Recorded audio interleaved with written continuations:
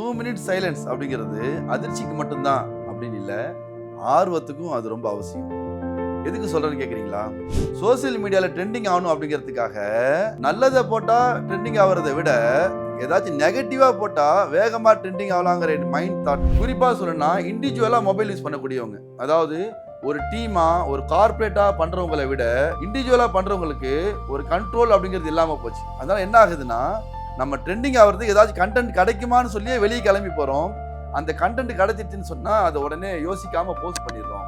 நெகட்டிவான கண்டென்ட்டுகளை போட்டால் சீக்கிரமா ட்ரெண்டிங் ஆயிடலாம், நல்ல வைரல் ஆகும், நிறைய வியூஸ் போகும், லைக்ஸ் கிடைக்குங்கிறதுக்காக நம்ம எல்லாத்தையுமே போட்டுறோம். குறிப்பா இன்னைக்கு நம்ம சொல்லணும்னா, அந்த கேரளாவுடைய அந்த சம்பவம், நான் யாரையும் குறை சொல்ல விரும்பல, யாரு மேல சரி யாரு மேல தவறு அது நமக்கு தேவையில்லாத விஷயம்.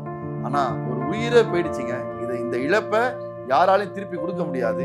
நான் சொல்லும் போது உள்ளத்துல ஒன்று ஓடும், நீங்களும் சோசியல் மீடியா தானே கண்டென்ட் போட்டுட்டு இருக்கீங்க, நாங்க போடுறோம் அப்படின்னா இங்க ஒரு டீம் இருக்கு, நான் ஒரு வார்த்தையை பேசுறேன் அப்படின்னா டீம் அது தப்பா இருந்துச்சுன்னா உடனே அதை ஸ்டாப் பண்ணிடுவாங்க. அப்ப இண்டிவிஜுவலா கண்டென்ட் கிரியேட் பண்ணி போஸ்ட் பண்றவங்க கொஞ்சம் கண்ட்ரோலோட ஒரு 2 மினிட் சைலன்ஸ்ல யோசிச்சு கொஞ்சம் பொறுப்போட போஸ்ட் பண்ணீங்கன்னா நல்லா இருக்கும்.